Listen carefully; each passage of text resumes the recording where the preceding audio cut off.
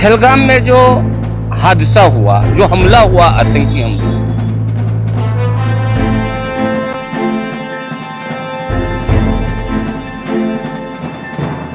ये हमला सोची समझी साजिश के तहत हुआ।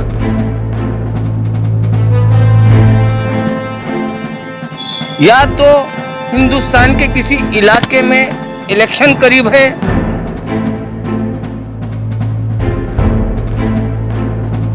सरकार मुसलमानों को वक्फ बिल की तरफ से उनका दिमाग डाइवर्ट करने के लिए, घुमाने के लिए ये पहलगाम का मसला निकाला है।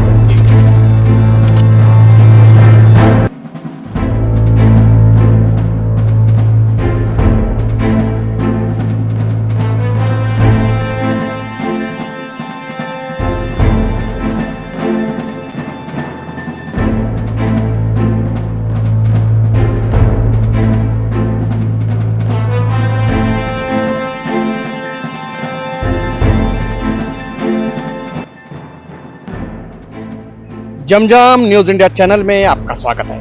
एक बड़ी खबर के साथ बताया जाता है कि आज देश में जो नाराजगी जो फैली हुई है, पहलगाम में जो मामला पेश आया है, इस मामले को लेकर पूरे देश में बड़ी नाराजगी फैल चुकी है। हर तरफ से इस घटने को लेकर बड़ी निंदा की जा रही है। हमारे साथ जुड़े हुए हैं एक सोलापुर के समाज सेवक इब्राहिम साहब जमादार। इन्होंने पहलगाम के मामले में क्या कहा, आप गौर से सुनिए। अस्सलाम वालेकुम। जो देखता हूँ वो सुनाने का आदी हूँ, जो देखता हूँ वो सुनाने का आदी हूँ, इसलिए मैं अपने शहर का सबसे बड़ा फसादी हूँ। मैं इब्राहिम जमादार एक छोटा सा कार्यकर्ता हूँ, समाज सेवक हूँ। मुझे जमीनी लेवल से काम करना बहुत पसंद है। पहलगाम में जो हादसा हुआ, जो हमला हुआ, आतंकी हमला, इस बारे में हमले के बाद मैं अलग अलग न्यूज चैनल्स पे, अलग अलग न्यूज अखबारों की खबरें पढ़कर मुझे कुछ ऐसा लगा कि यह हमला सोची समझी साजिश के तहत हुआ। या तो हिंदुस्तान के किसी इलाके में इलेक्शन करीब है का मामला। आप देखेंगे पहलगाम के हमले से पहले हर मुस्लिम नौजवान, हर मुस्लिम बुजुर्ग, हर मुस्लिम बच्चे के जबान पे वक्फ बिल का नाम था, वक्फ बिल के बारे में सोच रहा था।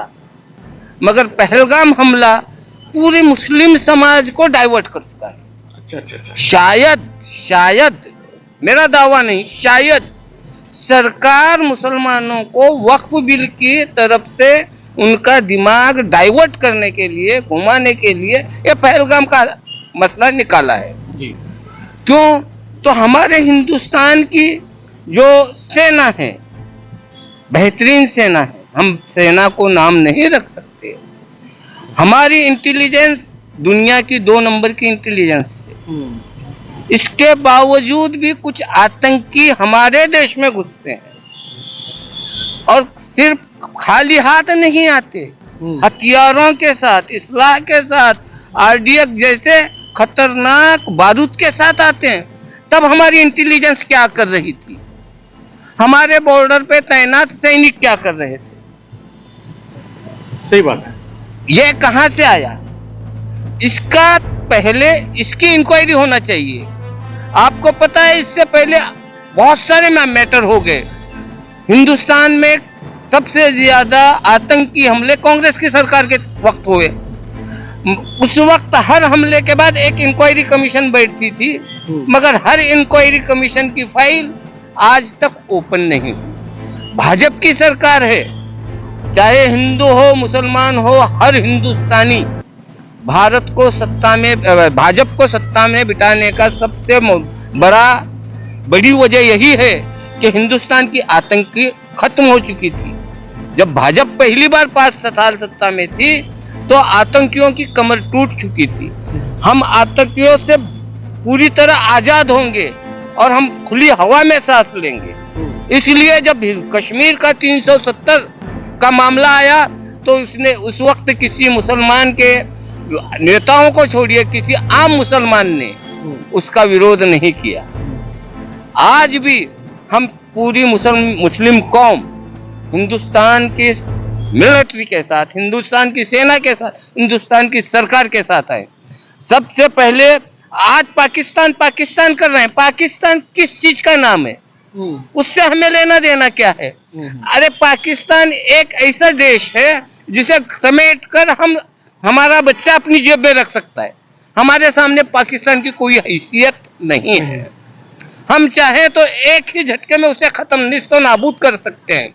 उसे निस्तो नाबूद करने से पहले तुम ये सोचो, सरकार को यह सोचना चाहिए कि यह इस्लाह कहां से आया, ये आतंकी किस तरह घुसे, और इनको आतंकियों को घुसने में मदद करने के वाले और अपनी पूरी जानकारी सरकार को न देने वाले या अपनी जो एजेंसियां है, गुप्तचर एजेंसी है, जो आतंकी घुसते वक्त उन पे नजर रखना छोड़ के एसी ऑफिसेस में बैठी हुई थी, एसी बिस्तरों पे लेटी हुई थी, उन पे पहले कार्रवाई कीजिए।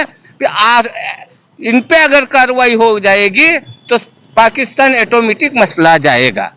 पाकिस्तान बड़ा मसला नहीं है हिंदुस्तान के लिए। अच्छा, हिंदुस्तान के लिए मसला है हम हिंदुस्तानी। जब तक हम बाहर से आने वाले लोगों को कुछ सोचे समझे बगैर सहारा देंगे, उन्हें मदद करेंगे, तो हम पर हमले होंगे। आज हम देखते हैं, कल ही हमारे शोलापुर शहर के पालक मंत्री साहब ने कहा कि शोलापुर शहर में 25 बांग्लादेशी हैं, पाकिस्तानी हैं, पाकिस्तानी सिंधी हैं। चाहे सिंधी हो या बलोचिस्तानी, उससे हमें मतलब नहीं। पाकिस्तानी शोलापुर में हैं, कानूनी तौर पर हैं। मैं मानता हूँ ये कानूनी तौर पर हैं। और मैं चाहता हूँ पुलिस प्रशासन से ये मैटर जो है, ये मसला शोलापुर वालों को किनसे मालूम होता है? पुलिस के जरिए मालूम नहीं होता, एक पालक मंत्री के जरिए मालूम होता है। तो हमारी इंटेलिजेंस क्या कर रही है, यहाँ के गुप्तचर विभाग क्या कर रहा है? क्या उन पर नजर रखे हुए है? चाहे वो हिंदू हो मुस्लिम हो, उससे नहीं, पाकिस्तानी है। मैं नहीं चाहता कि सरकार उनका नाम ओपन करे। क्यों? तो उनका नाम ओपन करेंगे तो उनकी जान को खतरा है। बराबर। आज हर कोई बच्चा पाकिस्तानियों पे नाराज है, पाकिस्तान से नाराज है, इसलिए उनका नाम डिक्लेयर मत करो। अगर वो कानूनी तरीके से शोलापुर में भी रहते होंगे तो उनका वीजा कैंसिल करो और उन्हें बाइज्जत पाकिस्तान वापिस ले, ताकि हम सुकून से रह सकें। सही बात है। अगर वो यहाँ रहेंगे हमें खतरा लायक रहेगा।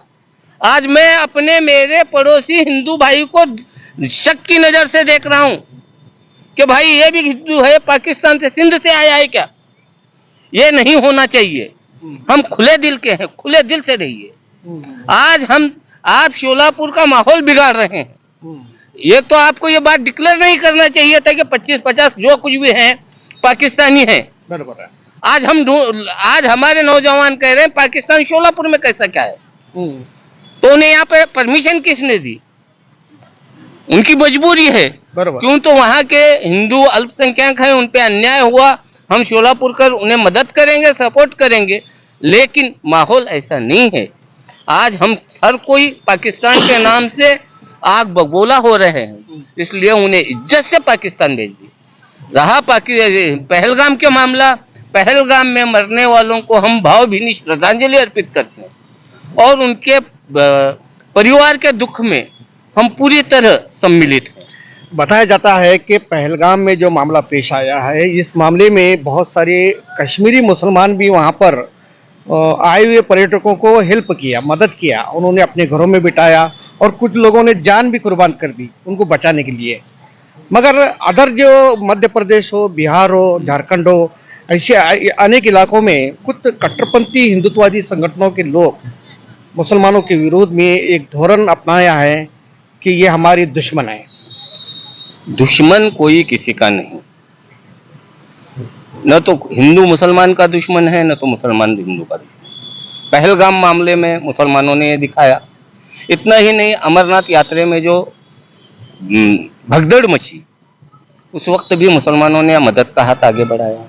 इतना ही नहीं, जब कभी शहर शोलापुर की जो सिद्धेश्वर की यात्रा रहती है, भाविकों को तकलीफ न हो, हम वहाँ पे खिदमत करते हैं। खिदमत खल्क ये इस्लाम का एक उसूल है, बराबर। इस हिसाब से इस्लाम चलता है। अगर हमारे में से इस्लाम से अगर खिदमत खल्क को अलग किया जाएगा तो इस्लाम नहीं रहेगा, इंसानियत नहीं रहेगी। क्यों? तो खुद इस्लाम का कहना है अगर आपका पड़ोसी भूखा है और आप पेट भरकर खाना खाते हो तो आप गुनहगार हो। चाहे पड़ोसी हिंदू हो मुस्लिम हो, यह नहीं कहा गया। आपका पड़ोसी कौन है? पड़ोसी मेरा पड़ोसी हिंदू भी हो सकता है, मुस्लिम भी हो सकता है। बिहार अदर राज्यों में जो चल रहा है, ये कुछ सरफिरे नेता हैं, जैसे हमारे महाराष्ट्र में भी हैं, अपनी सियासी रोटी सेंकने के लिए, अच्छा।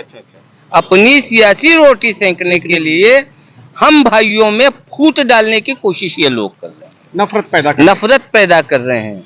और आज हमारे नौजवान उनके बहकावे में क्यों आ रहे हैं?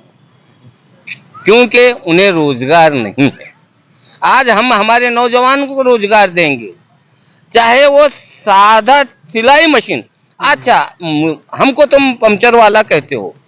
अरे जो हिंदू समाज के हिंदुत्ववादी नेताओं के बच्चे आज है ना, जय श्री राम का नारा लगाते हुए मुसलमानों के खिलाफ आग उगलते हुए जा रहे हैं, उन नौजवानों को तुम सिर्फ हमारे जैसा पंचर वाला बनाइए, हिंदुस्तान का भविष्य बदल जाएगा। पंचर वाले को आप कम न समझे, क्यों? तो हमने पंचर वाले हैं, हम पंचर निकालते हैं। हम मामूली साइकिल की पंचर निकाल कर हमारी उस पंचर की कमाई की जो हिस्सा है हम ज़कात और फितरे के तौर पे तकसीम करते हैं। क्यों? तो मेरा मजहब कहता है कि खुद नहीं, गरीबों में बांट कर खाओ। कि हिंदुओं में बांटो, मुस्लिमों में बांटो, ऐसा नहीं, गरीबों में बांटो। अगर ये सबको समझ में आए, मेरे हिंदू भाइयों को समझ में आए, तो हमारा हिंदुस्तान छत्रपति शिवाजी महाराज का जो स्वराज्य का सपना था वो पूरा करेगा। अगर छत्रपति शिवाजी महाराज का सपना पूरा करना है तो इस्लाम का एक ही कानून लो। अगर आपका पड़ोसी भूखा है रहेगा तो आप खाना नहीं खा सकते। अगर एक इस्लाम का उसूल आप अपनाएंगे तो हिंदुस्तान सुजलाम सुफलाम होगा, कोई भूखा नहीं मरेगा।